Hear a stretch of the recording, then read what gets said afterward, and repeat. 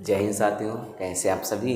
प्रगति परिवार आप सभी प्यारे साथियों का एक बार फिर से हार्दिक स्वागत अभिनंदन करता है। आज हम साइंस के 25 अति महत्वपूर्ण प्रश्न, ऐसे प्रश्न जो UPSI, UPP, jail warder previous year में पूछे गए हैं, उन क्वेश्चनों का संग्रह 25 क्वेश्चन एक सेट में है। अगला सेट आपको जल्द ही मिल जाएगा। ये पहला सेट है जहाँ 25 क्वेश्चन है। ये वीडियो यूपीपी, यूपीएसआई है ना, जितने भी एग्ज़ाम हैं, खास करके रेलवे के लिए तो सबसे ज़्यादा मस्ट है। रेलवे में साइंस का काफ़ी अच्छा खासा डोज होता है, तो उसके लिए तो बहुत ही ज़्यादा मस्ट है। और बाकी जितने भी एग्ज़ाम हैं जहाँ पर साइंस पूछी जाती है, उन सभी के लिए मोस्ट इम्पॉर्टेंट है। उत्तर प्रदेश पुलिस परीक्षा जो हाल ही में कैंसिल हुई है, जो भर्ती प्रक्रिया थी कैंसिल हुई है पेपर लीक होने की वजह से। आपने वहाँ देखा था साइंस के हर शिफ्ट में 2 से 3 क्वेश्चन, 1-2 के क्वेश्चन आपको जरूर मिले होंगे। तो 1-2 क्वेश्चन मिले हैं, साइंस के क्वेश्चन पूछे जाते हैं, ऐसा हम नहीं कह सकते साइंस पूछा नहीं जाता। साइंस के क्वेश्चन पूछे जाते हैं, हर शिफ्ट में क्वेश्चन पूछे गए हैं। और आपके सामने सबूत भी है कि यूपीपी जेल वार्डर में क्वेश्चन पूछा ही गया है, फायरमैन में 2020 का। तो पेपर भी वहीं से है। तो हम देखेंगे जो हमारे 25 क्वेश्चन हैं, अति महत्वपूर्ण प्रश्न, उनकी एक श्रृंखला है, उनको हम इस वीडियो में देखने वाले हैं। तो चलिए बिना टाइम को वेस्ट किए स्टार्ट करते हैं आज की क्लास को। देखिए, जो पहला क्वेश्चन आपके सामने दिख रहा है, पहला क्वेश्चन आपसे पूछा जा रहा है कि कौन सा लॉन्च वाहन चंद्रयान 2 में उपयोग किया गया था। तो जो चंद्रयान 2 है, इसमें कौन सा लॉन्च वाहन का उपयोग किया गया था। ऑप्शन आपके सामने है और इसका जो सही उत्तर बनेगा GSLV Mk3। GSLV Mk3। अगर GSLV का फुल फॉर्म जाने तो जियो सिंक्रोनस सैटेलाइट लॉन्च व्हीकल, जियो सिंक्रोनस सैटेलाइट लॉन्च व्हीकल इसका फुल फॉर्म है। और इसी के द्वारा हमने भेजा था चंद्रयान 2 को 2019 में, और जो असफल भी रहा था। और उसके बाद हमने चंद्रयान 3 भी भेजा है। तो चंद्रयान जो 3 है, इसको हमने भेजा है किस वाहन से। तो वाहन यफ्रियान बात वही है, वाहन यफ्रियान। इसको भी आप लिख लीजिए, हो सकता है आगामी एग्जाम में आपसे पूछा जा सकता है। LV M3 M4, LV M3 M4, LV M3 M4 इस वाहन का नाम है, और जो 2023 में भेजा भी जा चुका है सफल रूप से। चलिए देखते हैं अगले क्वेश्चन को। अच्छा, एक जानकारी आप और रखिए आप, जो चंद्रयान 3 था और 2 था, इसमें एक लैंडर था और एक रोवर था। एक लैंडर एक रोवर था। जो लैंडर था जिसका नाम रखा गया था विक्रम, जो लैंडर है उसका नाम विक्रम रखा गया था, उसका नाम विक्रम रखा गया था। और जो रोवर है उसका नाम प्रज्ञान रखा था। अगर आपने इस बार उत्तर प्रदेश पुलिस परीक्षा दी होगी तो वहाँ पर 18 तारीख के फर्स्ट शिफ्ट में क्वेश्चन पूछा गया था कि चंद्रयान 3 के चंद्रयान 3 के रोवर का नाम क्या था। जवाब आपका प्रज्ञान बन जाएगा। चलिए देखते हैं अगले क्वेश्चन को। जो अगला क्वेश्चन हमसे पूछा जा रहा है, अगला क्वेश्चन वायुमंडलीय सापेक्ष आर्द्रता को मापने के लिए उपकरण का उपयोग किया जाता है। मतलब ये है, जो वायुमंडल की आर्द्रता है उसको मापने के लिए हम किस यंत्र का प्रयोग करते हैं। जवाब है hydrometer, lactometer, hygrometer, potentiometer. 4 option आपके सामने लिखे हैं, हालांकि आपने देख लिया होगा। ये है हमारा हाइग्रोमीटर से हम मापते हैं। हाइग्रोमीटर से जो वायुमंडल की आर्द्रता है, सीधा कहें जो वायुमंडल की नमी है, वायुमंडल में जो नमी है, वाष्प की मात्रा है, उसको मापते हैं हम हाइग्रोमीटर से। जवाब हमारा हाइग्रोमीटर बन जाएगा। और यहाँ एक ऑप्शन हाइड्रोमीटर लिखा है, जो काफ़ी कन्फ्यूजन वाला है। तो हाइड्रोमीटर से हम जल का आपेक्षिक घनत्व मापते हैं। हाइड्रोमीटर से हम मापते हैं जल का आपेक्षिक घनत्व मापते हैं। जल का आपेक्षिक घनत्व हम इससे मापते हैं। और बात की जाए पोटेंशियोमीटर से, तो इसको हम विभव मापते हैं या फिर विभवांतर कह सकते हैं, सीधा है। और लैक्टोमीटर तो आपने सुना ही होगा कि दूध की शुद्धता का मात्रा क्या है, मापन क्या है। तो दूध की शुद्धता का मापन हम करते हैं लैक्टोमीटर के द्वारा। ये हमारा दूसरा भी क्वेश्चन कंप्लीट हुआ। चलिए देखते हैं अगले क्वेश्चन को।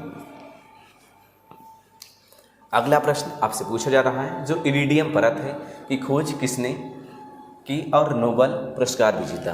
तो एक ऐसा व्यक्ति जिसने इरिडियम परत को खोजा है और उसने ही नोबेल पुरस्कार को भी जीता है। तो इरिडियम परत की खोज के लिए उसे नोबेल दिया गया है। ऐसे व्यक्ति की आपको पहचान करनी है। पहला ऑप्शन हेनरी मोसले लिखा हुआ है, और अगला सेंटियागो रेमोन लिखा है, पियरे क्यूरी लिखा हुआ है, और लुइस अल्वारेज लिखा है। जो इसका सही जवाब बनेगा, जवाब है लुइस अल्वारेज। लुइस अल्वारेज ने इरिडियम परत को खोजा था, जो एक धातु है, एक मेटल है और एक कठोर धातु है। इरिडियम परत एक कठोर धातु है और जो प्लेटिनियम समूह का सदस्य भी होता है, जो प्लेटिनम समूह का सदस्य होता है। जवाब है लुइस अल्वारेज है और इसके लिए इनको नोबेल भी दिया गया था। तो हेनरी मोशले हैं, इन्होंने खोजा था जो आधुनिक आवर्त सारणी है उसके जनक हेनरी मोशले माने जाते हैं। आधुनिक आवर्त सारणी के जनक हेनरी मोशले माने जाते हैं। जो इसका जवाब था लुइस अल्वारेज। चलिए देखते हैं अगले क्वेश्चन को। अगला क्वेश्चन आपसे पूछा जा रहा है, देखिए अगला क्वेश्चन पूछा जा रहा है कि कौन सा लॉन्च वाहन मिशन चंद्रयान 2 में उपयोग किया गया था। क्वेश्चन घूम फिर के दोबारा आया है तो जवाब भी बन जाएगा GSLV MK3। GSLV MK3। अगला क्वेश्चन, किस देश ने दुनिया का प्रथम तैरता हुआ परमाणु संयंत्र बनाया था। क्वेश्चन आपसे है कि दुनिया का ऐसा कौन सा देश है जिसने पहली बार तैरता हुआ परमाणु संयंत्र बनाया है। ऐसे देश की आपको पहचान करनी है। ऑप्शन अमेरिका है, भारत है, चीन है और रशिया है। 4 ऑप्शन आपके सामने लिखे हुए हैं।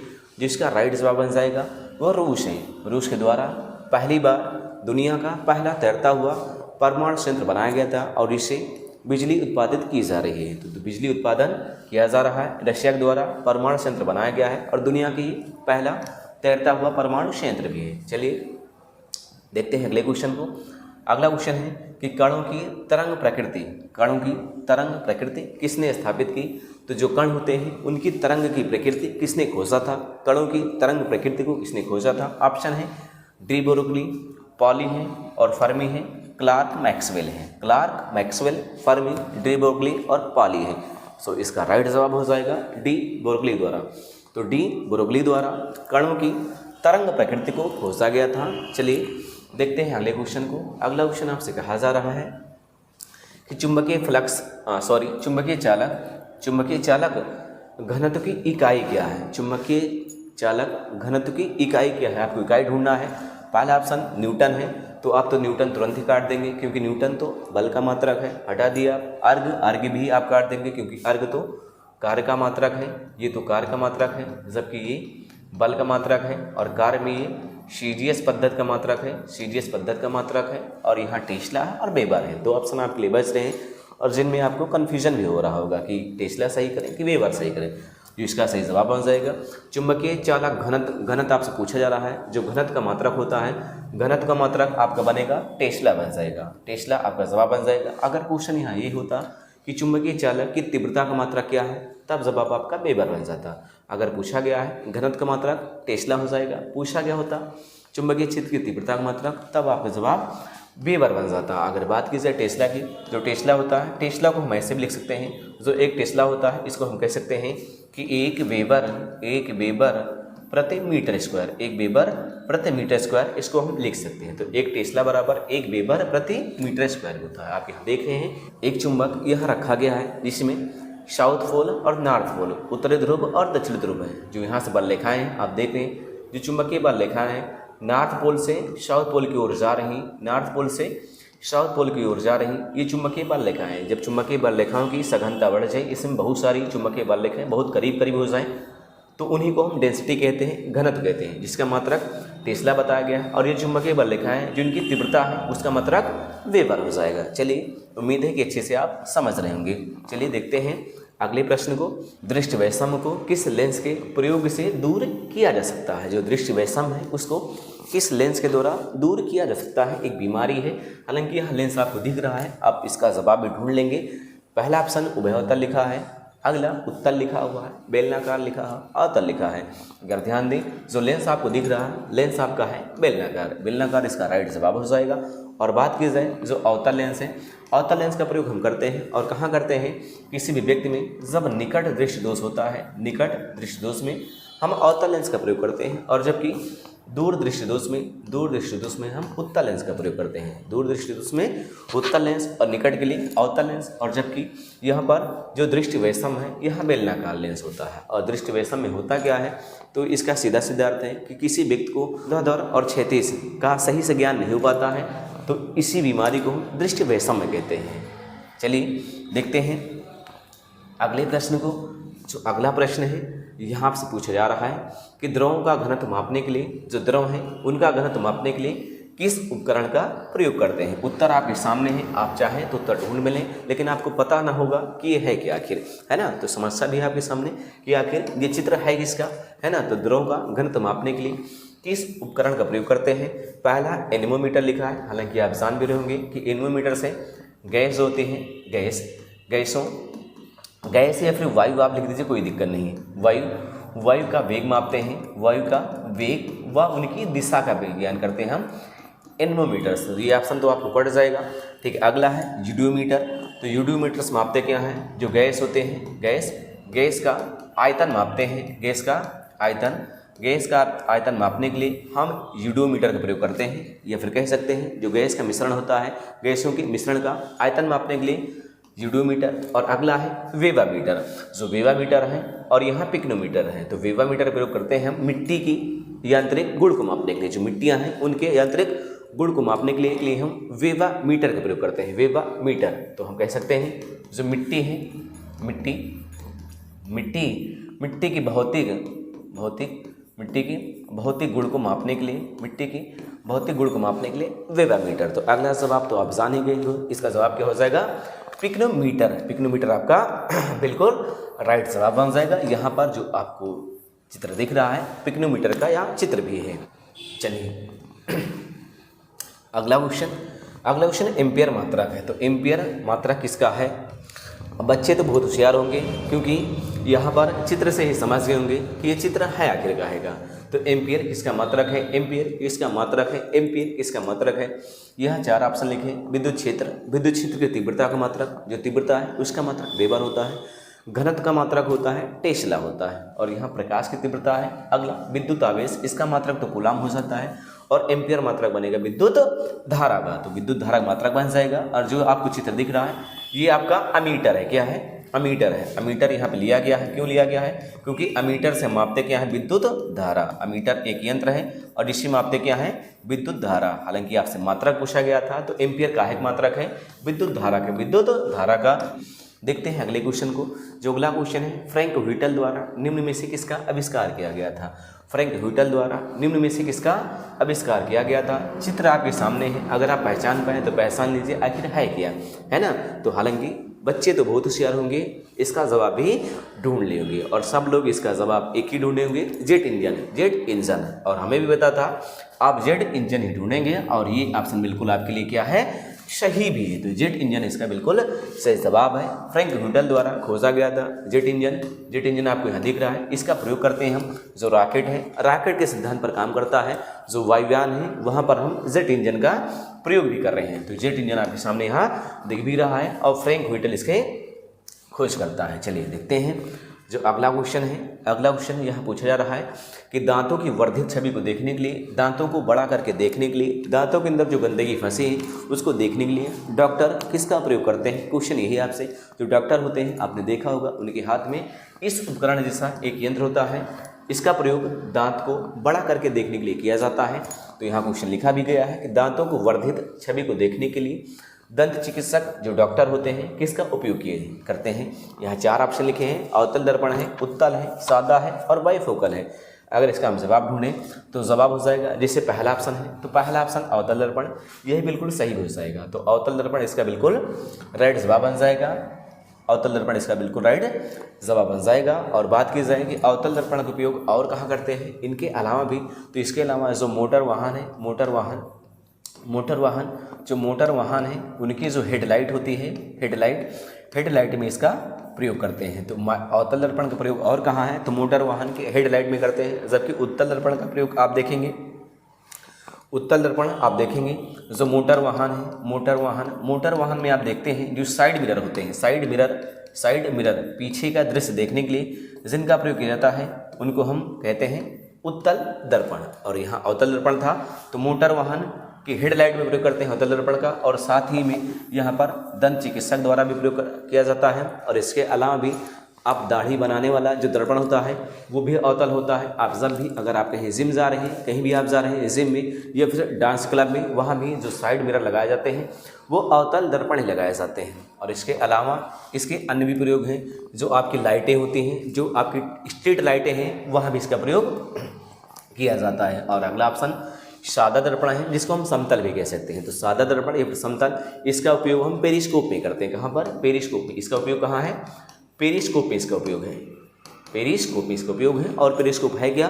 तो समुद्र के भीतर से बाहर को देखने की एक युक्ति है पेरिस्कोप। चलिए देखते हैं अगले क्वेश्चन को।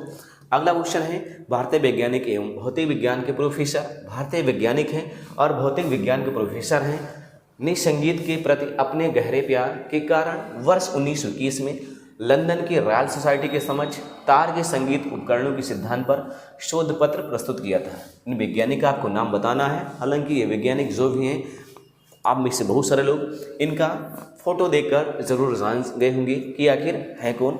भारत के बहुत ही प्रतिष्ठित मशहूर वैज्ञानिक हैं सी.वी. रमन जी, जिन्होंने रमन प्रभाव के लिए नोबेल भी जीता है। प्रकाश के प्रकीर्णन के लिए नोबेल भी जीता है, जिसको हम रमन प्रभाव कहते हैं, है ना। तो 1930 में इनको नोबेल भी दिया गया था। तो इसका जवाब बन जाएगा सी.वी. रमन जी इसका बिल्कुल राइट जवाब हो जाएगा। चलिए देखते हैं अगले क्वेश्चन को। हालांकि यहाँ एक ऑप्शन होमी जहांगीर भाभा लिखा है, तो इनको आप जानते रहना कि होमी जहांगीर भाभा परमाणु विज्ञान के जनक माने जाते हैं। भारत में परमाणु विज्ञान के जनक होमी जहांगीर भाभा माने जाते हैं। और विक्रम साराभाई अंतरिक्ष क्षेत्र के जनक माने जाते हैं। और जबकि जगदीश चंद्र बोस, जिनको आप जानते हैं, इनका संबंध आपकी वनस्पति शास्त्र से।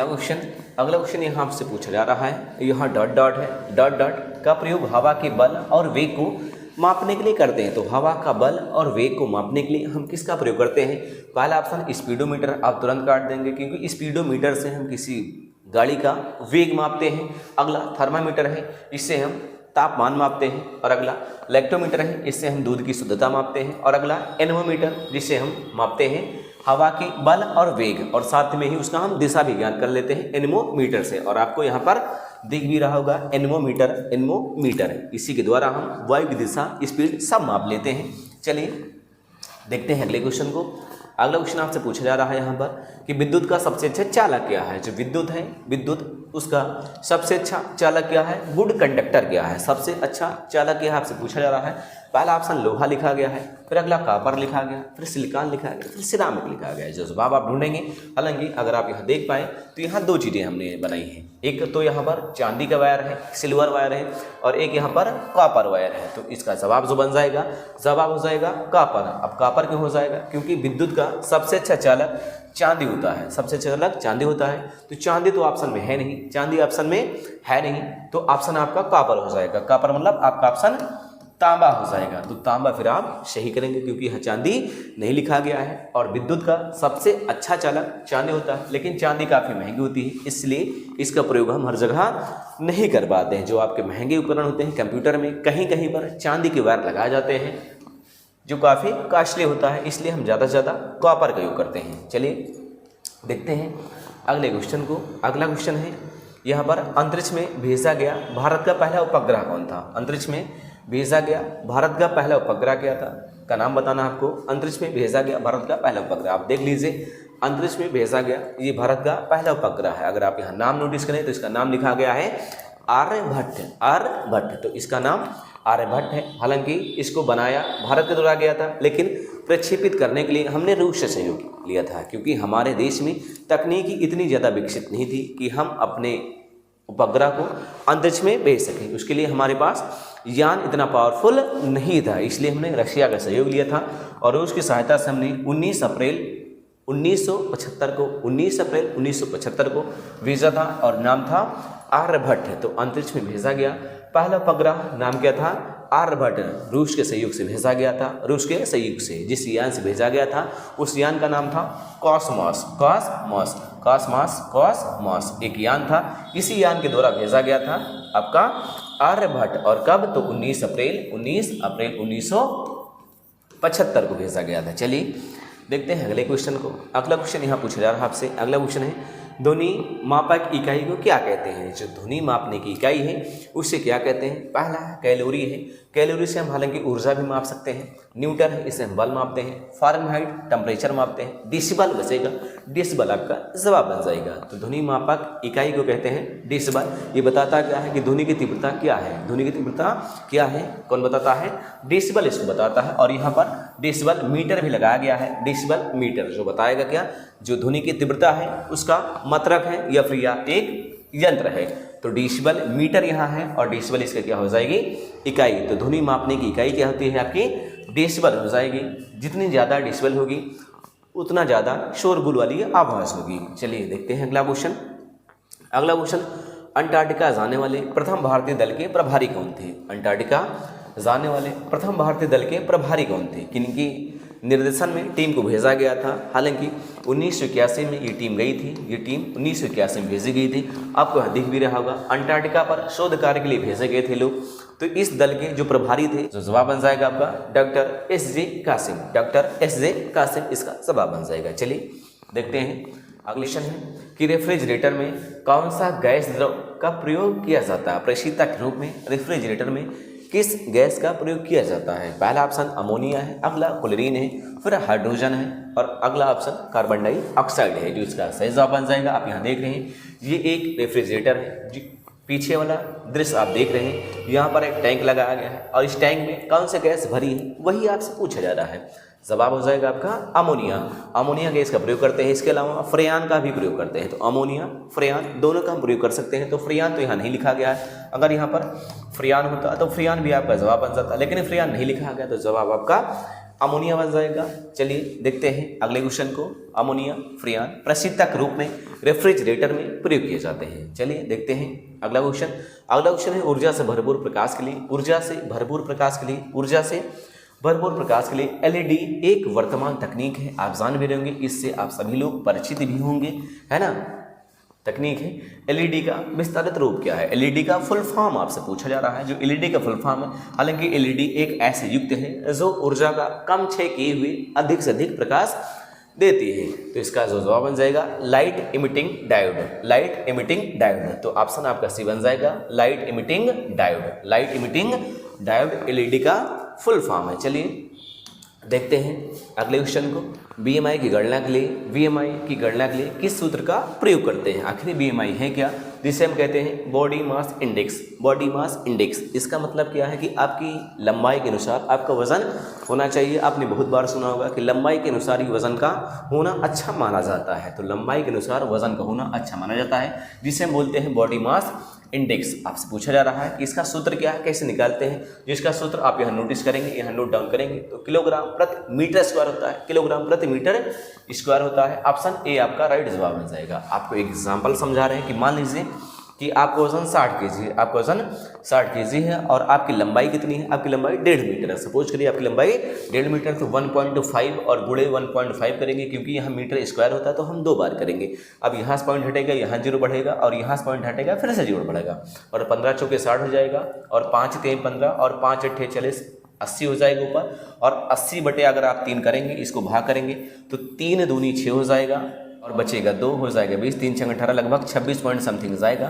तो 26 पॉइंट करके घुस जाएगा। अगर 26 पॉइंट घुस जा रहा है तो आप यहाँ देखेंगे जो नॉर्मल है 18.5 से 25 के बीच में आना चाहिए। तो मतलब आप थोड़ा से ओवर वेट की ओर जा रहे हैं। अगर आपकी लंबाई 1.5 मीटर है और आपको वजन 60 kg है तो आप हल्का से ओवर वेट की ओर जा रहे हैं। नॉर्मल वैल्यू है 18 से 25 के बीच में होना चाहिए। चलिए देखते हैं अगले क्वेश्चन को। अगला प्रश्न है आपसे पूछा जा रहा है, यह एक टेबल दिखाई गई है और टेबल में एक बुक रखी गई। यही से संबंध क्वेश्चन का भी है।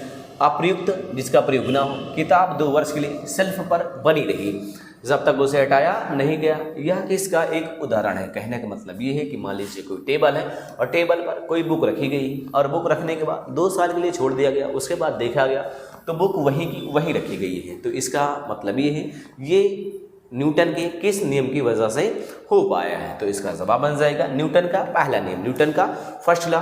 तो न्यूटन का प्रथम नियम कहता क्या है कि कोई भी वस्तु अपनी स्थिति में तब तक बनी रहेगी जब तक उस पर कोई बाह्य बल न लगाया जाए।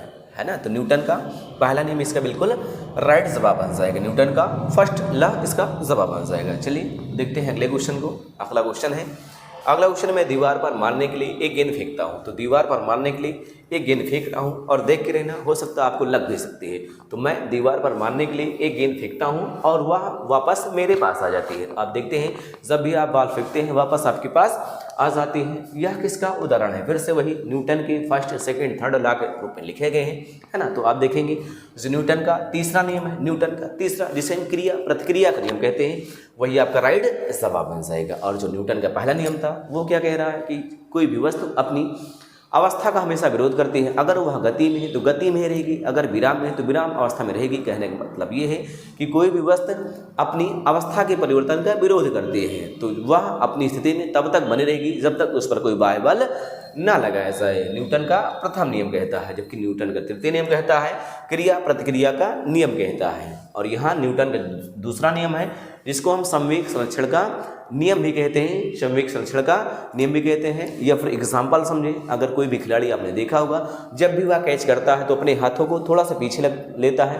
ताकि उसके हाथ में चोट ना आ सके। या फिर समझे, आपने देखा होगा जो चूड़ियाँ होती हैं या फिर कांच का कोई सामान होता है उसको पैक करने के लिए ऊपर से कागज़ या फिर भूसा गस्ता जैसे आइटम में लपेट देते हैं ताकि उसको हम टूटने से बचा सकें। ये न्यूटन का दूसरा नियम कहता है। चलिए देखते हैं अगले क्वेश्चन को। अगला क्वेश्चन है यहाँ पर कि परमाणु के नाभिक के अंदर कौन सा कण होता है? जो परमाणु है, जो नाभिक होता है उसमें कौन सा कण होता है? जो परमाणु के नाभिक होता है उसमें कौन सा कण होता है? पहला ऑप्शन केवल इलेक्ट्रॉन, केवल न्यूट्रॉन, प्रोटॉन और न्यूट्रॉन, प्रोटॉन और इलेक्ट्रॉन। एक इमेज के माध्यम से हमको समझा रहे हैं। जो आप देखेंगे जो परमाणु होता है ये परमाणु का नाभिक है और नाभिक में आप देख रहे हैं जो आपको ग्रीन दिख रहा है ये न्यूट्रॉन है और जो आपको रेड दिख रहा है ये आपका प्रोटॉन है। और जो आप देखेंगे बाहर ये वाला, ये सभी आपके इलेक्ट्रॉन है। ये सभी क्या है? इलेक्ट्रॉन है। और इलेक्ट्रॉन हमेशा बाहरी कक्षा में चक्कर लगाते रहते हैं। बात की जाए इनके आवेश की तो आप जानेंगे जो इलेक्ट्रॉन है इस पर हमेशा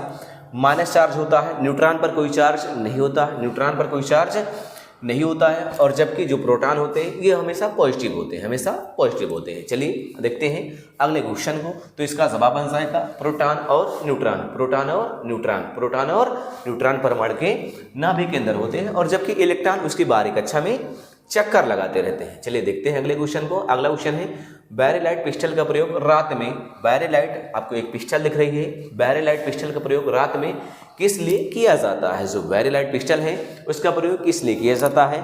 आप पिस्टल देख भी रहे होंगे, पिस्टल देख रहे होंगे, इसका प्रयोग कहाँ किया जाता है? जो पहला ऑप्शन है फायरिंग प्रैक्टिस के लिए, अपनी रक्षा के लिए, आत्मरक्षा के लिए। अगला है अपना लोकेशन अपने साथियों को बताने के लिए और अगला है किसी स्थल को कुछ देर के लिए प्रकाशित करने के लिए। जी हाँ, जो इसका जवाब बन जाएगा बिल्कुल राइट यही बन भी जाएगा कि किसी स्थल को कुछ देर के लिए प्रकाशित करने के लिए हम बैरिलाइट पिस्टल का प्रयोग करते हैं। इसका बिल्कुल राइट जवाब बन जाएगा किसी स्थान की वास्तविकता को पता लगाने के लिए हम बैरिलाइट का प्रयोग करते हैं। रात में इसका प्रयोग किया जाता है। ये हमारी 25 प्रश्नों की सीरीज रही। प्रश्न आपको अच्छे भी लगे होंगे, प्रश्न अच्छे खासे भी थे और प्रश्न ना तो बहुत ज़्यादा कठिन थे और ना ही बहुत ज़्यादा आसान थे। वीडियो पूरी अगर आपने देखी है तो मैं उम्मीद करता हूं कि आपको ज़रूर कुछ ना कुछ नए प्रश्न आपको ज़रूर मिले होंगे। अगर वीडियो आपको अच्छी लगी है, हेल्पफुल लग रही है, आपको लग रहा है कि इस वीडियो से हमें मदद मिलेगी तो प्लीज़ वीडियो को आप लाइक भी करिएगा और हो सके तो अपने दोस्तों में से शेयर भी करिएगा। मिलेंगे फिर से, जहाँ हम देखेंगे अगली क्लास में 25 क्वेश्चन के एक सेट। तब तक ले जय हिंद।